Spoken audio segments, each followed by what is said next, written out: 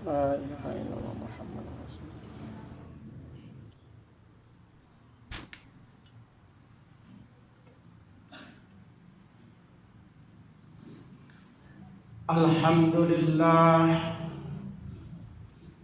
Alhamdulillah nasta'inuhu wa nastaghfiruh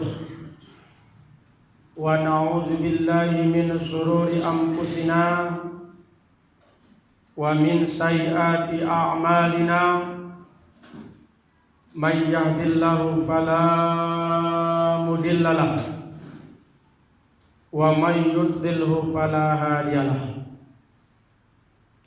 Asyhadu an la ilaha illallah wahdahu la syarikalah wa asyhadu anna Muhammadan abduhu wa rasuluh la nabiyya ba'dah. Allahumma salli wa sallim wa barik ala sayyidina Muhammad wa ala alihi wa sahbihi wa mawalah, amma ba'd. Faya ayyuhal muslimun usikum wa nafsi bitaqwallahi faqad fazal muttaqun. Qala Allah ta'ala fi kitabihil karim, na'udzu billahi minasy syaithanir rajim. Ya ayyuhalladzina amanu taqullaha haqqa tuqatih wa la tamutunna illa wa antum muslimun. Summa qala an-nabiy sallallahu alaihi wasallam fi kitabihil hadis, ittaqillaha haitsu ma kunta wa atbi'ish sayyi'atal hasanah tamhuha wa khaliqin nas bi khulqin hasan. Shadaqallahu azim. Orang-orang tua kami, bapak-bapak dan saudara-saudaraku sidang jemaah Jumat yang saya hormati dan insyaallah dirahmati dan dimuliakan oleh Allah Subhanahu wa taala.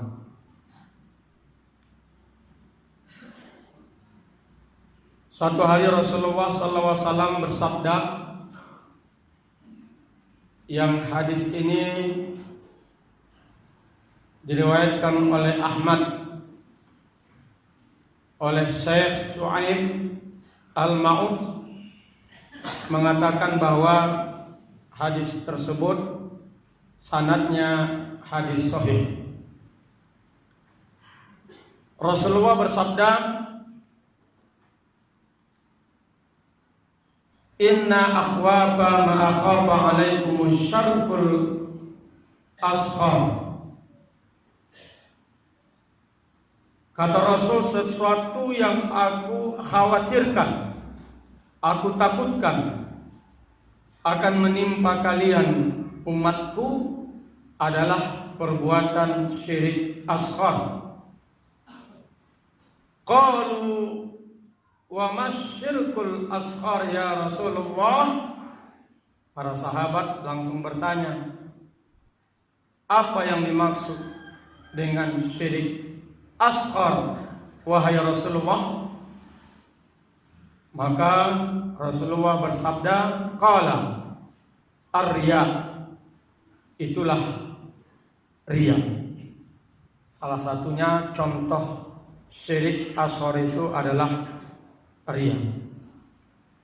Itulah kenapa para ulama sepakat syirik itu ada dua macam.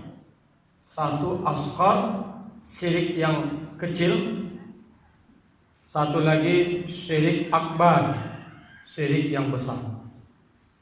Jemaah Jumat yang dirahmati Allah, yang menarik di sini adalah betapa syirik yang kecil saja sangat ditakutkan oleh Rasulullah terjadi di tengah-tengah umat. Inna akhwafa ma akhafa alaikum syirkul asghar, kata Rasul.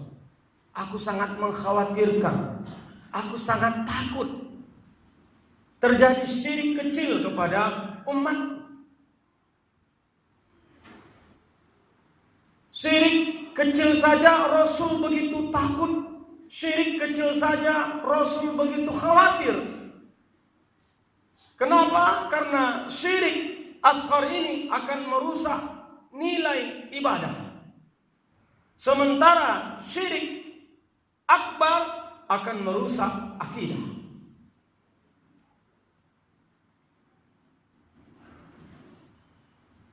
Subhanallah, begitulah Rasulullah SAW ingin bagaimana umatnya betul-betul beribadah secara sahih.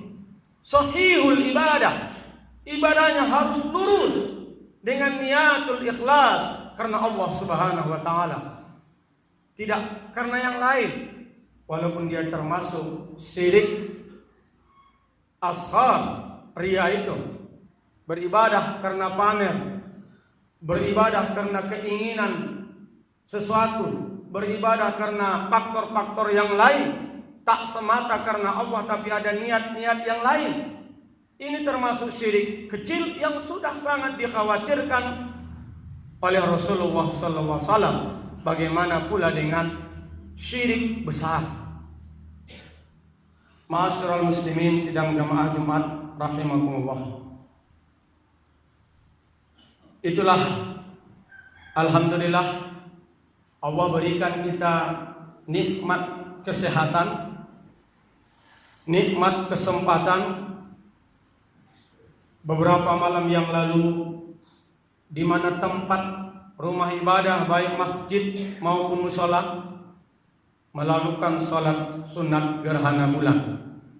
Dan mungkin di antara kita beberapa bulan yang lalu pun sudah mengikuti sholat gerhana matahari.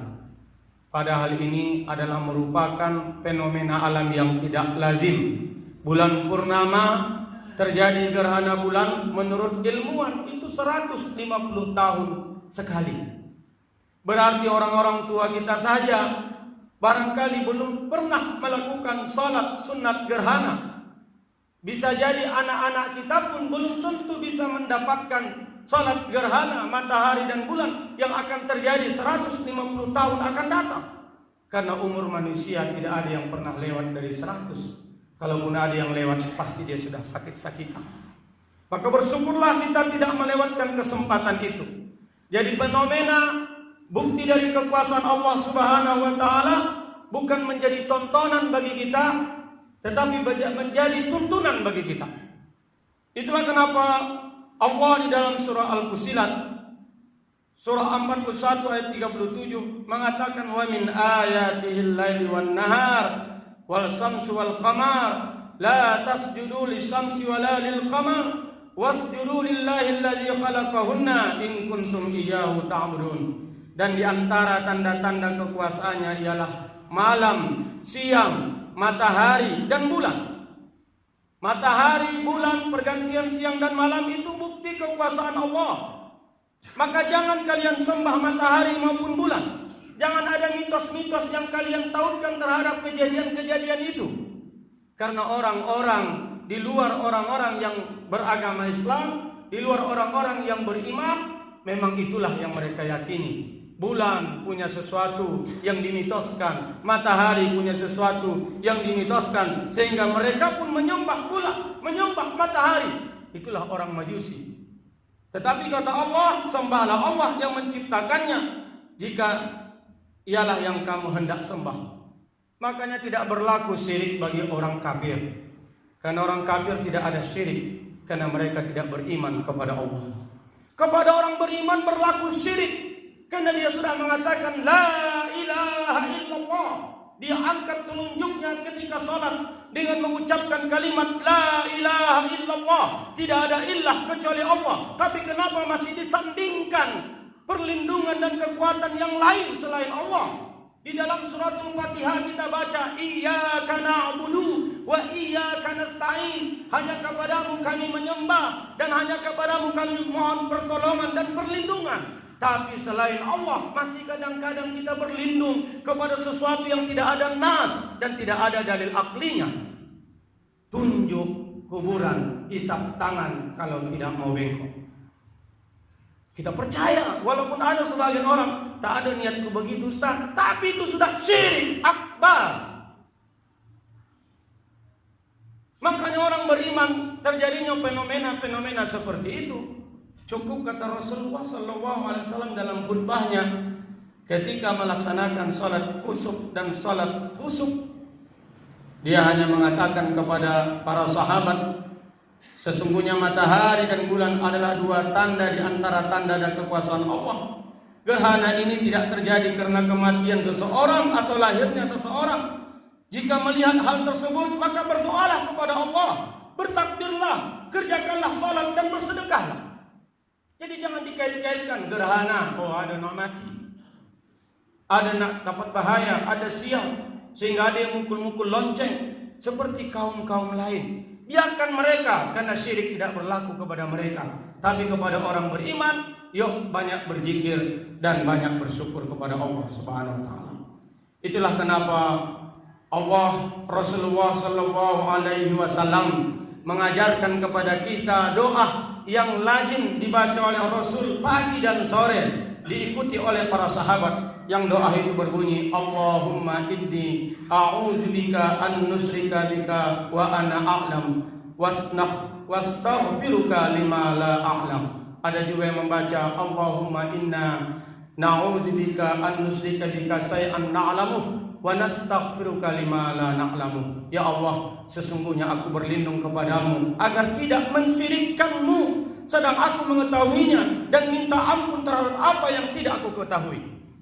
Kenapa? Karena syirik akbar itu syirik dosa yang paling besar. Orang yang berzina dosa besar, tapi kalau taubat kemungkinan diampunkan oleh Allah. Orang yang membunuh dosa besar, ketika dia bertaubat kepada Allah kemungkinan diampunkan oleh Allah. Tetapi kalau dosa syirik tidak ada ampunan, sebagaimana Allah katakan di dalam Al-Quran, Innallaha la yaghfiru ay yushraka bihi wa yaghfiru ma duna dzalik liman yasha. Sesungguhnya Allah tidak akan mengampuni dosa syirik, dan Dia mengampuni segala dosa selain dari syirik bagi siapa yang dikatakannya. Surah An-Nisa ayat 48. Sebagai penutup dari khutbah ini, saya sampaikan beberapa bentuk-bentuk syirik akbar yang bisa jadi pernah kita lakukan, bisa jadi sekarang masih ada dilakukan orang.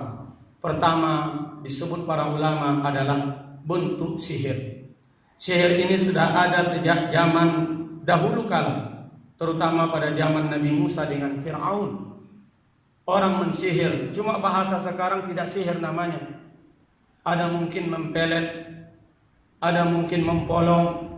Dari jarak jauh orang bisa ketawa sendiri, dari jarak jauh orang bisa menangis sendiri, dari jarak jauh orang bisa tertarik untuk memakan makanannya, karena dijaga oleh berbagai macam jin-jin setan. Mereka bersekutu untuk bagaimana mengkelabui orang-orang beriman agar makan di situ. Maka kewajiban kita adalah setiap mau makan, berlindunglah kepada Allah dengan membaca Bismillah, agar semua pengaruh-pengaruh setan dari penglaris-penglaris makanan karena faktor sihir tidak masuk ke dalam diri kita. Yang kedua adalah ramalan. Praktek meramal peristiwa-peristiwa yang masih gaib, itulah masa yang akan datang, termasuk juga ke dalam perbuatan syirik akbar. Biasanya orang-orang yang mempraktekkan ramalan disebut dengan dukun. Dukun yang meramal dinyatakan kafir. Pasalnya seorang dukun berani menyatakan bahwa dirinya mampu mengetahui apa yang akan terjadi di masa akan datang. Padahal sejatinya masa yang akan datang hanya diketahui oleh Allah Subhanahu wa taala. Memang betul mendung berarti tanda hujan, tapi tidak bisa kita pastikan setiap mendung bakal hujan. Jadi kalau ada orang yang memastikan dengan ramalan, berarti dia kafir, syirik akbar. Maka jangan mendatangi ramalan. Jangan mendatangi sesuatu yang tidak ada nas di dalam nakli, apalagi nas di dalam akli. Yang ketiga, bentuk nusrah. Praktek nusrah telah dijelaskan oleh Ibnu Asir di dalam hadis. Beliau menjelaskan nusrah merupakan pengobatan yang dilakukan terhadap orang yang diduga kemasukan jin. Nusrah juga bermakna mengeluarkan sihir dari seseorang yang terkena sihir. Terdapat dua praktek nusrah. Pertama, menyembuhkan orang yang terkena sihir dengan cara berdoa. menggunakan ayat-ayat yang terdapat dalam Al-Quran dan Sunnah, hukum praktek ini boleh para ulama.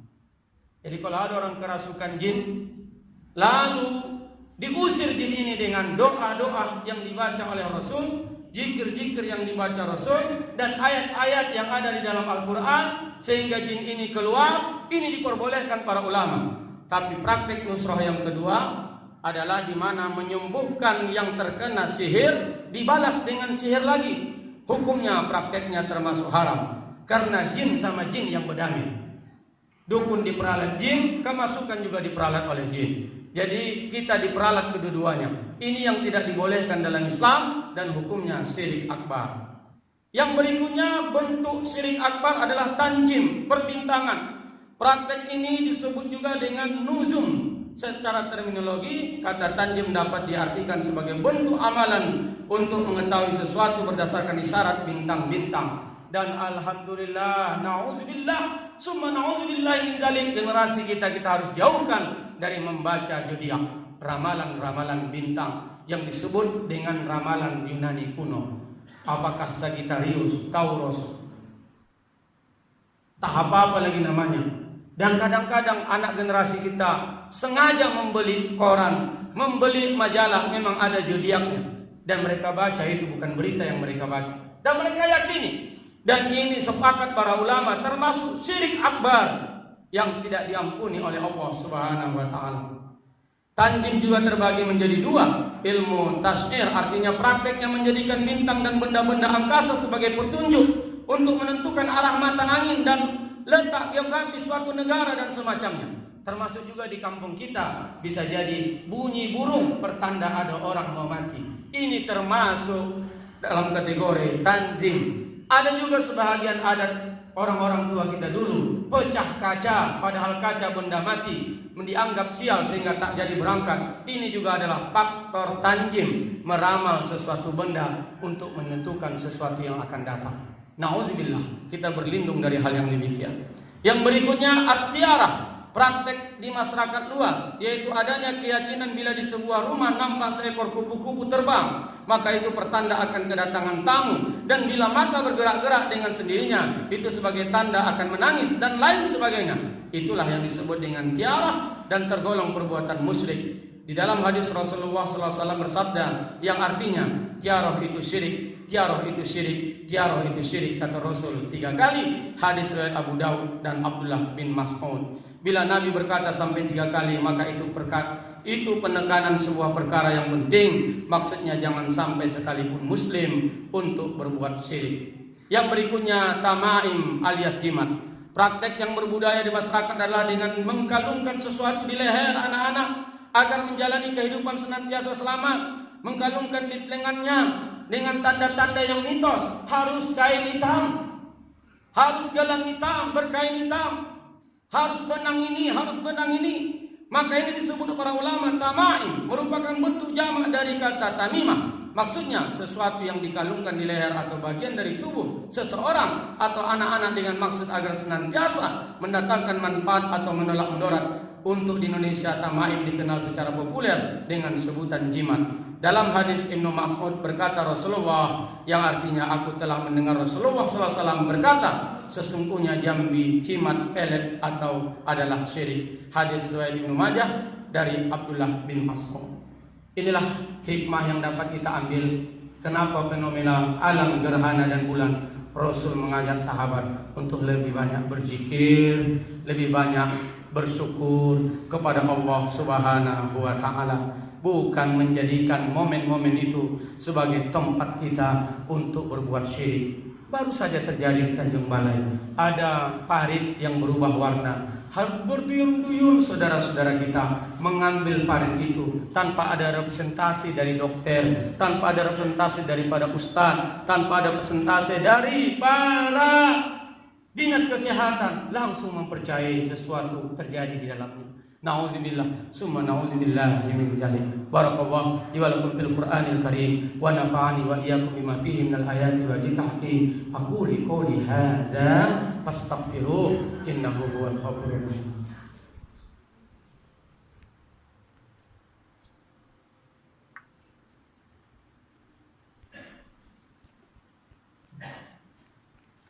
Alhamdulillahilladzi arsala rasulahu bil huda wa dinil haqq liyuzhirahu 'alad dini kullih walau karihal kafirun.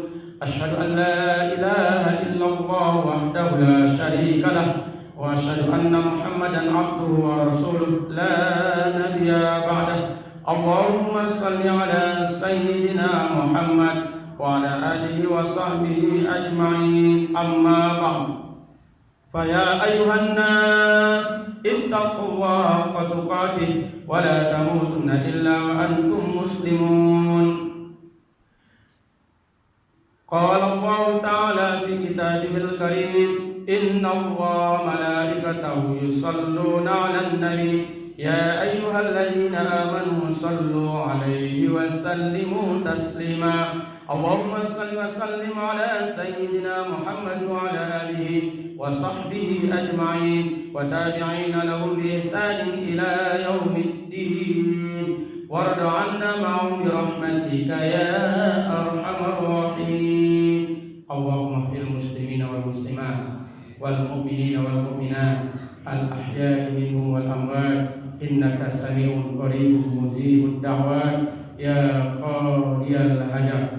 Allahumma inna na'udzu bika min nusyrika bika syai'an na'lamu wa nastaghfiruka lima la na'lamu. Allahumma inna nas'aluka al-huda wat tuqa wal 'afafa wal ghina. Allahumma inna nas'aluka husnul khatimah ya hayyu ya qayyum bi rahmatika ya arhamar rahimin. Rabbana la tuzigh qulubana ba'da idh hadaitana wa hab lana min ladunka rahmatan innaka antal wahhab. Rabbana atina fid dunya hasanah wa fil akhirati hasanah wa qina adzaban nar. Ibadallah, innallaha ya'muru bil 'adli wal ihsan wa ita'i dzil qurba wa yanha 'anil fahsya'i wal munkari wal baghi ya'idukum la'allakum tadhakkarun. Fadhkurullahal 'azima yadhkurkum washkuruhu 'ala ni'amihi yazidkum was'aluhu min fadlihi yu'tikum wa la zikrullahi akbar.